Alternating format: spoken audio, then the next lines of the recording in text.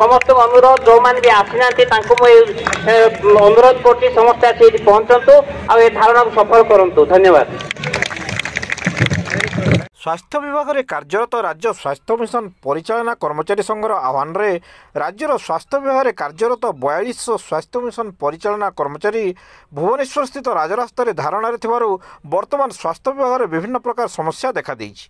ग्रामांचल स्वास्थ्य सेवा आरंभ कर सहरांचल स्वास्थ्य विभाग विभिन्न कार्यक्रम एक प्रकार ठप हो जाइछि। ए क्रम में झारसुगुड़ा जिलूर प्राय 80 रु अधिक कर्मचारी गत मार्च 10 तारिख राजधानी में स्वास्थ्य विभाग दैनंदिन कार्य परिचालन में व्याघत सृष्टि होता परिलक्षित होईपरि जक्ष्मा निराकरण, कुष्ठ निराकरण, मलेरिया निराकरण, मातृस्वास्थ्य और शिशु स्वास्थ्य जिले में जिला सहल केन्द्र, जिला सृष्टि केन्द्र परिचालना तथा औषध पाइपार रोगी तथा रोगी संपर्क नाही नथिबा असुविधार सम्मुखीन होउचंती। एटार सूचना योग्य जे दीर्घ 20 वर्ष धरी कार्यरत स्वास्थ्य विभाग यह परिचालना कर्मचारी माने चाकरी स्थायीकरण दाबी में अनिर्दिष्ट काल धारणा देउछंती। पूर्व सरकार 2022 अगस्ट मासरे ठिका व्यवस्था उच्छेद करथिले, अथच एही कर्मचारी नियमित होबारु वंचित होइतिले। सेहीपरि स्वास्थ्य विभाग तरफ हेबाकु थिबा बहुविध कार्यक्रम को स्वास्थ्य विभाग तरफ क्रमागत भाव में प्रत्याहार करा जाउथबा बेले